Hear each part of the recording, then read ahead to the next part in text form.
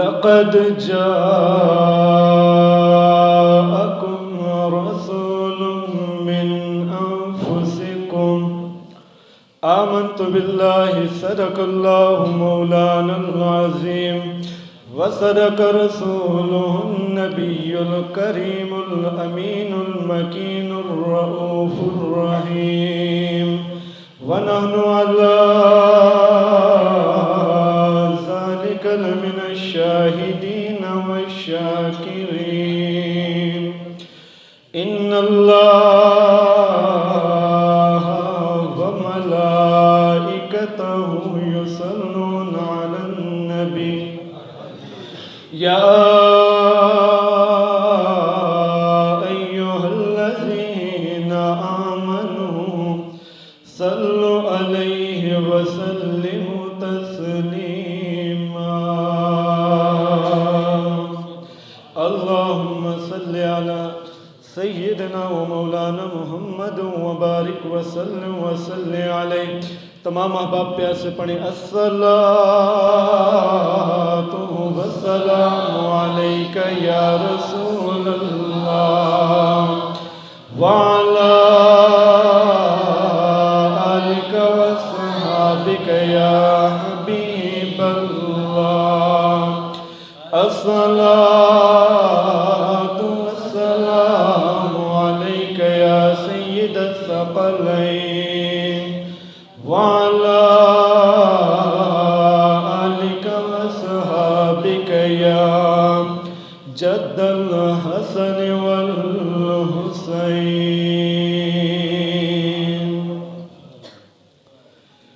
بعد از حمد و ثنا لائق صد عزت و تکریم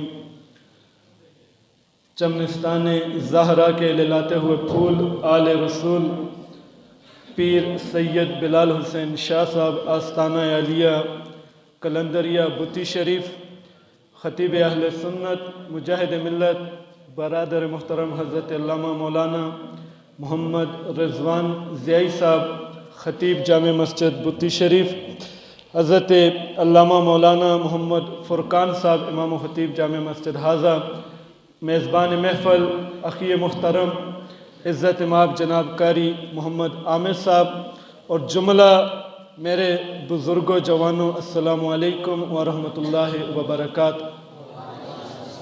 ٹائم تھوڑا ہے چونکہ ہمارے مہمان خصوصی آنے والے ہیں راستے میں، تو ان کے آنے تک میں اپنی حاضری پیش کروں گا.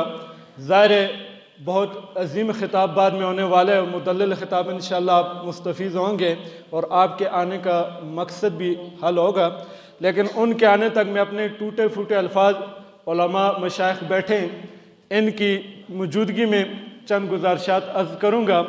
لیکن اس عرض کے ساتھ اپنی گزارشات میں پیش کروں گا کہ آپ جتنے بھی آج بیٹھے ہیں، جو بھی آیا ہے، اگر وہ کملی والے کی محبت میں آیا ہے، رسول اللہ کے غلام بیٹھے ہیں اور ہو کملی والے کا غلام، کلمہ پڑھنے والا، ذکر رسول اللہ کا، اور وہ بولے نا، اس لیے الحمدللہ ہم سنی ہیں. اور میں اکثر کہا کرتا ہوں کہ سنی کا معنی چونکہ سن ہونے والا نہیں، سنی وہ ہوتا ہے جو رسول اللہ کے نام پہ تن من دن بھی قربان کرتا ہے. اور جب تن من دن قربان کیا جاتا ہے تو ذرا اپنی زبانوں کو بھی آپ گردش کیا کریں. یہ جتنے احباب ٹیک لگا کے بیٹھے ہیں معذرت کے ساتھ ناراض نہ ہوں، چونکہ ادب مصطفیٰ ہے تو رسول اللہ کی بات اور امتی ٹیک لگا کے بیٹھے، یار ہم تو جوان ہیں، یہ بوڑھے بزرگ آگے بیٹھے ہیں. جب یہ آگے بیٹھے ہیں تو جوانوں کو بھی بیٹھنا چاہیے. اللہ پاک سب کو عمل کی توفیق عطا فرمائے.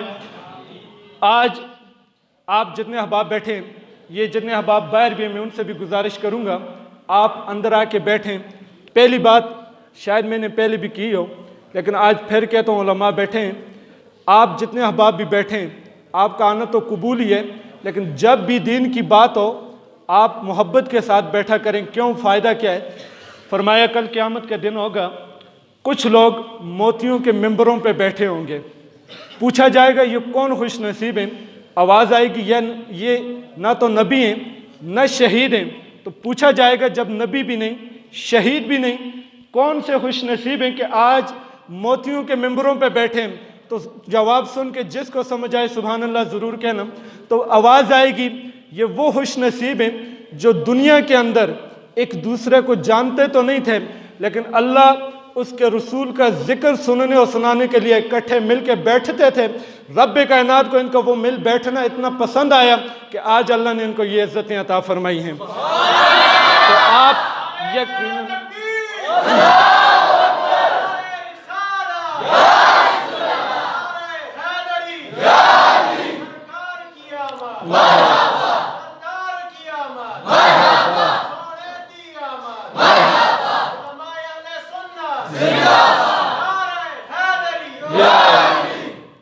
آپ یقیناً خوش نصیب ہیں۔ اور آج میلاد کی محفل ہے، میں اپنے موضوع پہ آتا ہوں چونکہ ٹائم مختصر ہے، باقی احباب بھی ہیں، توجہ میری طرف رکھیں۔ آپ آج کملی والے کا میلاد منا رہے ہیں، اس نبی کا میلاد منا رہے ہیں کہ جس نبی کو رب کائنات نے اس کائنات کے اندر بھیجا تو بڑی شانوں کے ساتھ بھیجا ہے۔ میں نے جو آیہ مقدسہ تلاوت کی ہے، میں اپنے موضوع کی طرف آتا ہوں بلا تمید۔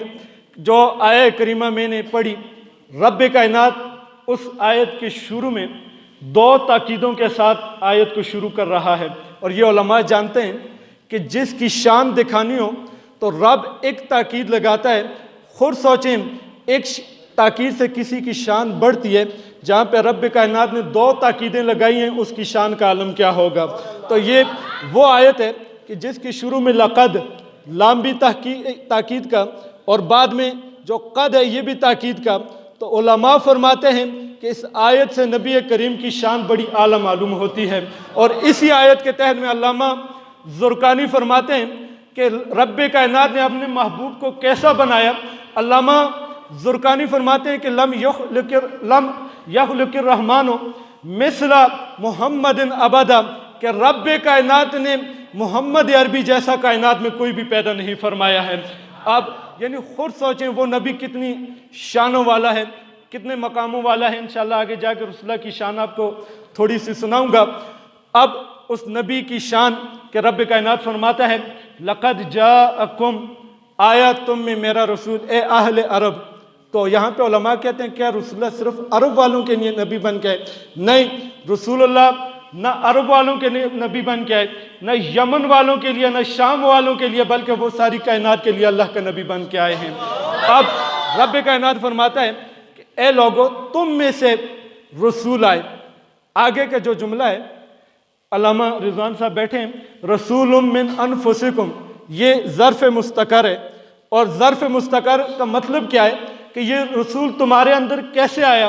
علماء بیٹھے ہیں، رب فرمانا چاہتا ہے ظرف مستقر کا مطلب یہ ہے کہ جیسے ہمارے جسم میں جان آئی ہے، جب تک جسم میں جان ہے یہ جسم زندہ ہے، جس دن جان نکل گئی یہ جسم ختم ہو جائے گا۔ پتہ یہ چلا وہ نبی اس کائنات میں ایسے آئے ہیں کہ جس طرح جسم میں جان آتی ہے تو گویا وہ نبی اس کائنات کی جان ہے، جب تک وہ نبی زندہ ہے یہ کائنات بھی زندہ ہے۔ تو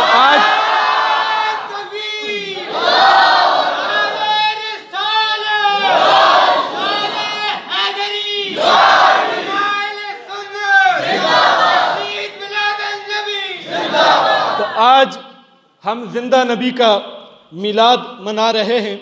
الحمدللہ یہ ہمارا عقیدہ ہے، اور ہمارا نبی زندہ ہے۔ دیکھ رہا ہے گنبد خضرا میں سے کہ آج کوٹلہ کی اس مسجد میں بیٹھے میرے غلام میری میلاد کی محفل سجا رہے ہیں۔ کیسے نبی علیہ السلام کی حدیث ہے، فرمایا جب لوگ بندے زمین پہ بیٹھ کے رب کا ذکر کرتے ہیں، اور یہاں پہ آپ کتنے خوش نصیب عقیدے والے ہیں، جب بھی بات ذکر کی آئے ذہن فوراً جاتا ہے، چونکہ ذکر سے مشہور یہی بریلوی ہیں، جب بات درود کی آئے پھر تمہارا عقیدہ سامنے آتا ہے۔ خوش نصیب ہو تم لوگ۔ اب جب یہ بندہ زمین پہ بیٹھ کے رب کا ذکر کرتا ہے، اللہ کے عرش کے سامنے ایک ستون ہے، وہ جنبش کرنے شروع ہو جاتا ہے، وہ ہلنا شروع ہو جاتا ہے۔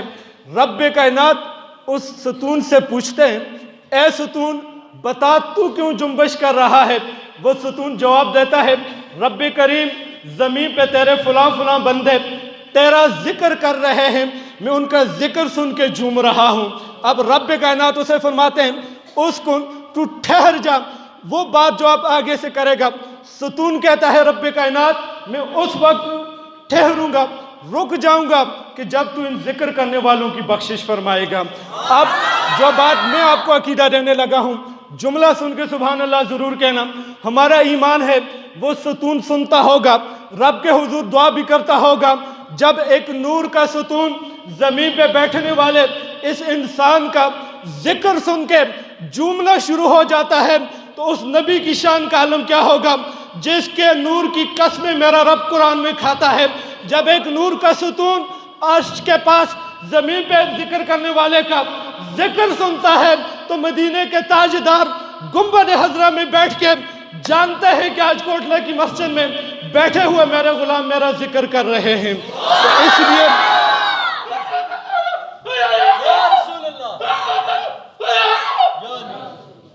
تو مدینے کے تاجدار کی نگاہ ہے، یقیناً آج ہم اس نبی کا ذکر کرنے کے لیے بیٹھے ہیں جس نبی کی شان کیا ہے۔ آؤ، کائنات میں رب کریم نے اس محبوب جیسا کوئی بھی نہیں بنایا۔ جتنے بھی رسول آئے، جتنے بھی پیغمبر آئے، جتنے بھی لوگ آئے کائنات میں، لیکن میرے اور تیرے محبوب جیسا کوئی بھی نہیں آیا۔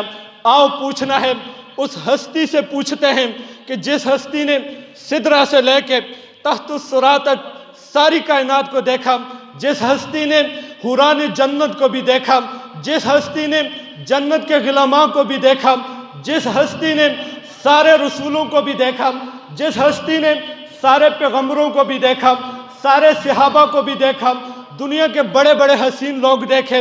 آؤ اس ہستی سے پوچھتے ہیں کہ دنیا کے اندر سب سے زیادہ حسین کون ہے؟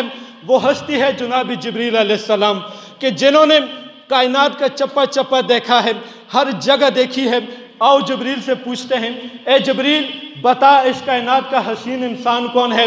وہ جبریل جواب دیتا ہے کہ لوگوں قلبتہ مشارق الارض و مغاربہا فلم ارا مثل محمد، کہ اے لوگوں میں نے مشرق و مغرب بھی دیکھے، تحت الثری سے لے کے عرش اولا تک ساری مخلوقیں دیکھی ہیں، لیکن جتنا حسین رب نے میرے محبوب کو پیدا فرمایا کسی کو پیدا نہیں فرمایا ہے۔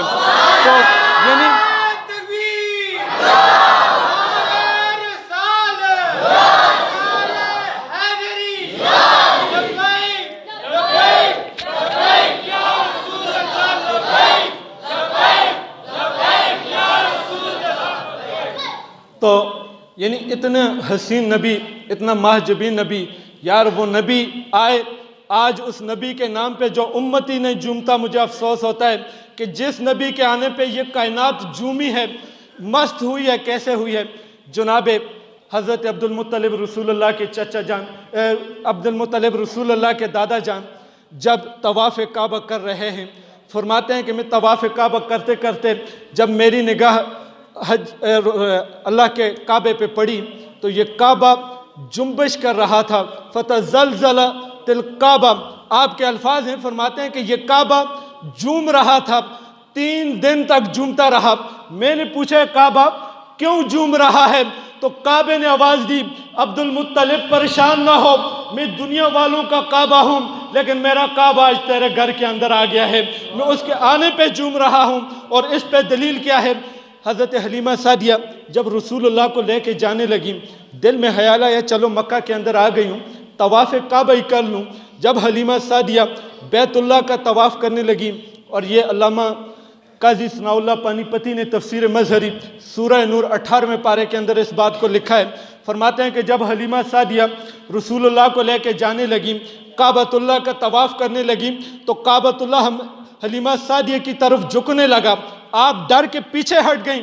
عاطف غیبی سے آواز آئی، حلیمہ گھبرا نہیں، اس لیے کہ آج مشرق والے بھی اس کی طرف جھکتے ہیں، مغرب والے بھی اس کی طرف جھکتے ہیں، شمال و جنوب والے بھی اس کعبے کی طرف جھک رہے ہیں، لیکن آج کعبہ تیری طرف اس لیے جھک رہا ہے کہ یہ کعبہ ہے، تیری گود میں کعبے کا بھی کعبہ موجود ہے۔ تو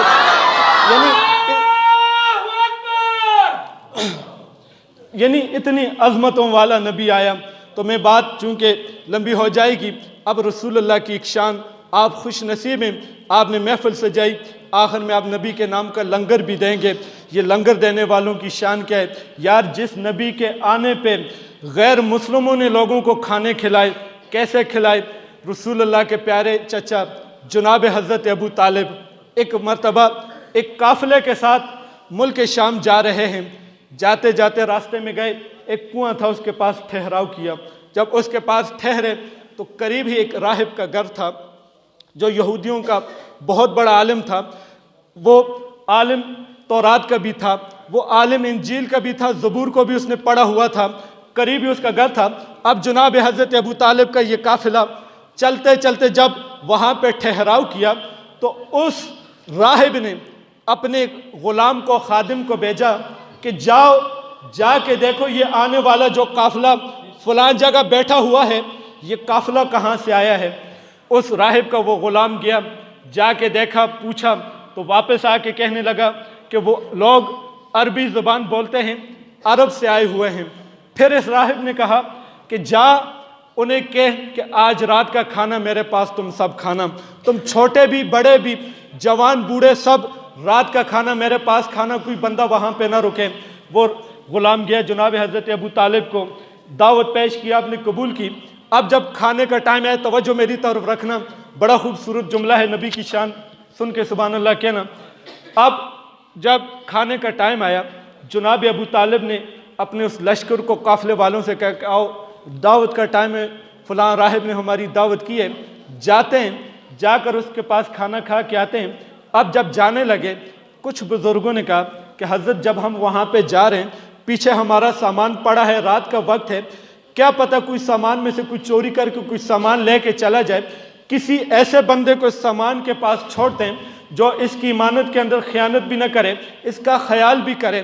جب سب پہ نگاہ ڈالی تو ایک 12 سال کا بچہ ہے، کہا اور تو کوئی نہیں، یہ 12 سال کا جو بچہ ہے یا 14 سال کا جو بچہ ہے، یہی ہمارے سامان کا رکھوالی کرنے کا اصل حقدار ہے، اس لیے کہ یہ صادق اور امین ہے، یہ سچا ہے۔ اور وہ بچہ کون تھا؟ جناب رسول اللہ بچپنے کے اندر تھے۔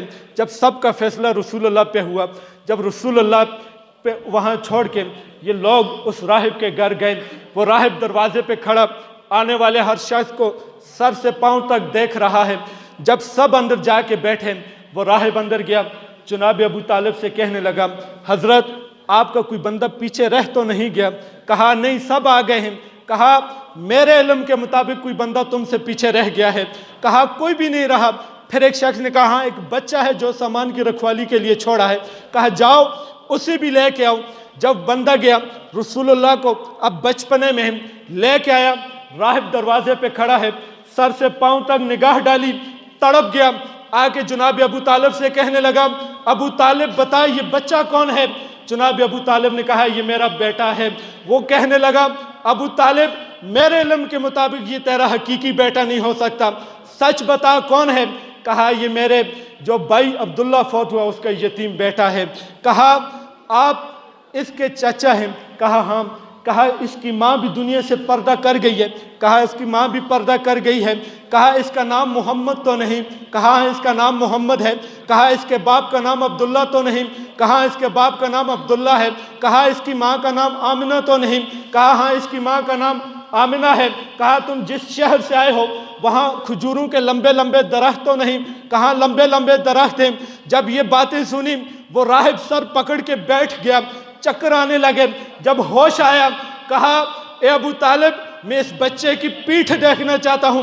جناب ابو طالب نے کہا اے راہب اس بچے کی پیٹھ اس وقت تک نہیں دکھاؤں گا جب تک تو مجھے یہ سارا ماجرا نہیں بتائے گا کہ تو نے اس بچے کو پہلی بار دیکھا، ہمیں پہلی بار دیکھا، تجھے کیسے پتہ چلا کہ یہ یتیم ہے، اس کے باپ کا نام عبداللہ ہے، ماں کا نام آمنہ ہے، اس کا نام محمد ہے، بتا تجھے کیسے معلوم ہوا؟ راہب کہنے لگا ابو طالب مجھے اس کی پیٹھ دکھا، تجھے ساری بات بتاتا ہوں۔ جب پیٹھ پہ مہر نبوت کو دیکھا، بوسہ دیا، کہنے لگا ابو طالب خیال کرنا یہ جانے والا کوئی عام نہیں، یہ آخری نبی، اللہ کا محبوب نبی ہے تمہارے ساتھ۔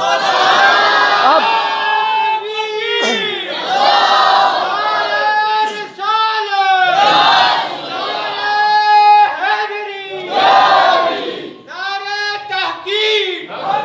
کہ یہ اللہ کا آخری نبی تمہارے ساتھ جا رہا ہے، تو کہا اے راہب تجھے کیا پتا؟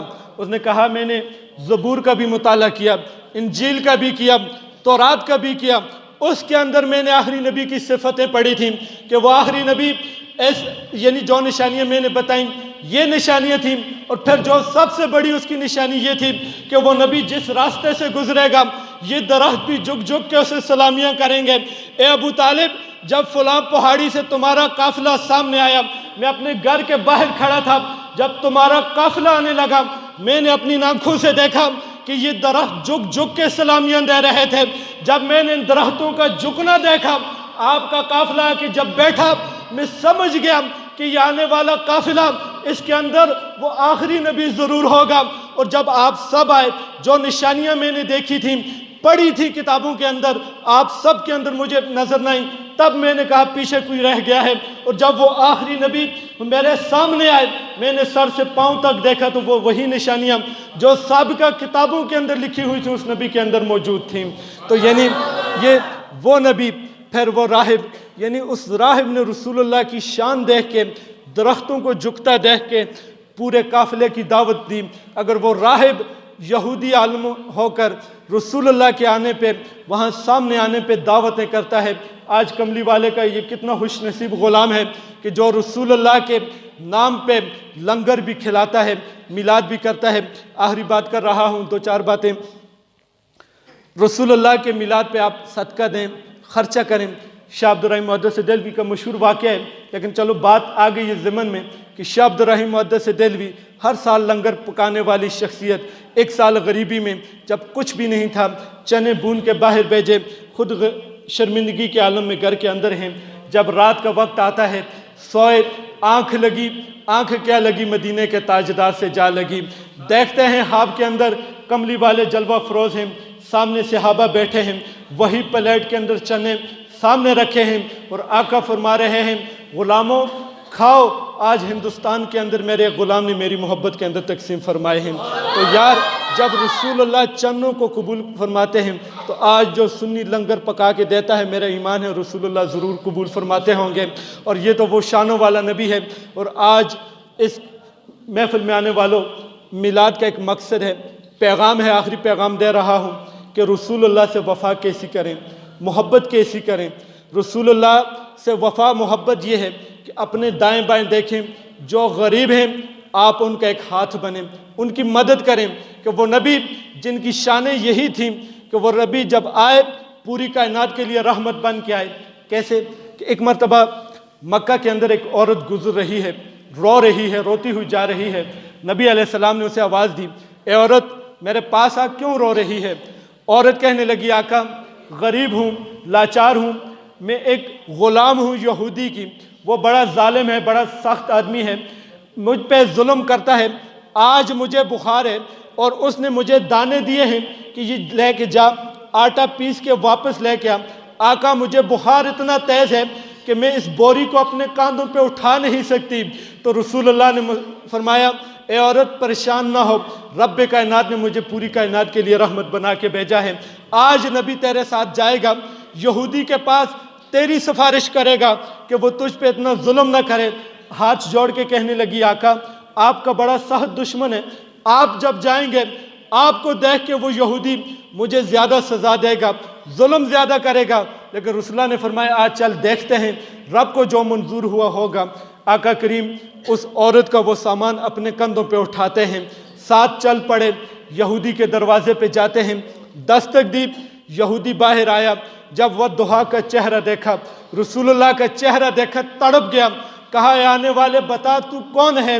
کہا مجھے محمد بن عبداللہ کہا جاتا ہے، میں اللہ کا آخری نبی ہوں۔ یہ بات سنی، یہودی نے کہا واپس نہ جانا، ٹھہر جانا۔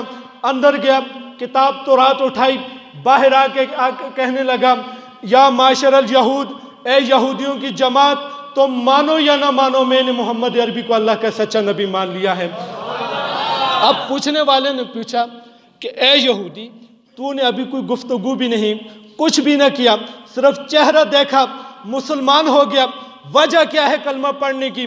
اب جو بات اس یہودی نے کی، اس نے کہا میرے ہاتھ میں یہ کتاب تورات ہے، اس کو میں سچی کتاب مانتا ہوں، اور اس کے اندر جو لکھا ہے وہ بھی سچ لکھا ہے، اور اس کے اندر لکھا ہوا ہے کہ وہ آخری نبی جب آئے گا اتنا رحیم نبی ہوگا کہ ایک مرتبہ ایک غریب عورت جسے دنیا میں کوئی بھی نہیں پوچھے گا اس نبی کے دربار میں جائے گی، وہ نبی اس غریب عورت کی سفارش لے کے یہودی کے دروازے پہ آئے گا، اور آج وہ نبی، وہ بات سچی ہو گئی کہ نبی اس غریب عورت کی سفارش لے کے مجھ یہودی کے دروازے پہ آ گئے تھے، تو میں نے اس بات کو سچ مانتے ہوئے اس نبی کو اللہ کا سچا نبی مانا ہے اور کلمہ پڑھ کے اس کی غلامی کے اندر میں شامل ہو گیا ہوں۔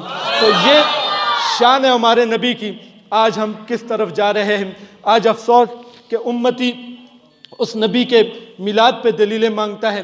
یاد رکھیں، عشق کے اندر دلیلیں نہیں مانگی جاتی، محبت ہوتی ہے۔ آپ جو بھی کر رہے ہو محبت رسول میں، میرا ایمان ہے آپ کسی کی دلیلوں پہ نہ جاؤ، کسی کے فتووں پہ نہ جاؤ، محبت سے رسول اللہ کے ساتھ وفا کرو، رب کائنات تمہاری اس محبت کو قبول فرمائے گا۔ اور کل قیامت والے دن آخری بات کہ رب کائنات نے مجھے اور آپ کو شان دی ہے۔ یار آج مجھ سے میں سب سے زیادہ گناہ گار ہوں۔ ہر بندہ اپنے گریبان میں دیکھے کہ آج ہم سب میں کتنے گناہ ہیں۔ سابقہ امتیں ایک گناہ کرتے رب کائنات کی فوراً پکڑ آ جاتی، کوئی امت چوری کرتی فوراً عذاب، کوئی امت زنا کرتی فوراً عذاب، ہر امت پہ کسی پہ آسمان سے پتھر برسائے، کسی پہ آگ کی بارش برسائی گئی، کسی پہ تیز آندھیاں آئیں، کسی پہ پتھروں کی بارش، کئیوں کی شکلیں بگاڑ دی گئیں، بندر اور خنزیر بنائے۔ کیوں؟ کہ انہوں نے ایک ایک گناہ کیا۔ آج اس امت پہ آپ غور کریں، سابقہ امتوں کا ایک ایک جو گناہ تھا وہ سب کے سب گناہ آج ہمارے اندر موجود ہیں، لیکن عذاب کیوں نہیں آتا؟ فرق یہ ہے کہ وہ امت اللہ کے نبیوں کی ضرور تھیں، یہ امت اللہ کے محبوب کی امت ہے۔ رب کائنات نے اپنے محبوب کی نسبت کی وجہ سے مجھے اور آپ کو دنیا کے اندر یہ شان عطا فرمائی ہے۔ کل قیامت والے دن وہ رب کیسی شان دے گا کہ جب قیامت کا دن ہوگا 120 صفیں رب کے حضور کھڑی ہوں گی، اور کمال کی بات ہماری امت سب سے آخر میں آئی ہے، لیکن کل جب قیامت کے دن ہوگا سب سے آگے ہماری امت کھڑی ہوگی، اور 80 صفیں ہماری اس امت کی، باقی 40 سابقہ امتوں کی ہوں گی۔ اب جب ان امتوں کی باری ہوگی، جب ساری امتیں کھڑی ہیں، ہماری امت کا ایک گناہگار جو سب سے آخر میں آئے گا، پچھلی صفوں کو چیرتا ہوا جب آگے آئے گا، جناب موسیٰ علیہ السلام کے دور کے ولی کے قریب سے گزرے گا، تو جناب موسیٰ علیہ السلام کے دور کا ولی ہماری اس امت کے اس گناہگار کو پکڑ کر کہے گا آگے کیوں جاتا ہے، یہیں پہ رک جا، یہیں پہ ٹھہر جا۔ جب وہیں پہ روکے گا رب کریم کی طرف سے آواز آئے گی، اے میرے پیارے موسیٰ کی امت کے ولی اسے آگے آنے دے، وہاں پہ نہ روک۔ تو وہ ولی عرض کرے گا الہ العالمین میں بھی تیرا بندہ، یہ بھی تیرا بندہ ہے، یا تو مجھے بھی اس کے ساتھ آگے بھیج یا اسے بھی میرے پاس رہنے دے۔ تو اب سنیں جو رب کریم کی طرف سے جواب آئے گا، رب فرمائے گا کہ اے میرے موسیٰ کی امت کے ولی، اس میں کوئی شک نہیں تو میرا ولی ہے، نیک بندہ ہے، یہ گناہگار ہے۔ آج میں نے یہ جو صفیں بنائی ہیں میں نے عبادتیں دیکھ کے نہیں بنائی بلکہ نسبتیں دیکھ کے بنائی ہیں، اس لیے کہ تو ولی ہے، یہ گناہگار ہے۔ فرق یہ ہے کہ تو کلمہ جناب موسیٰ کا پڑھتا ہے، یہ گناہگار ضرور ہے، کلمہ میرے محبوب نبی کا پڑھتا ہے۔ تو خود سوچیں،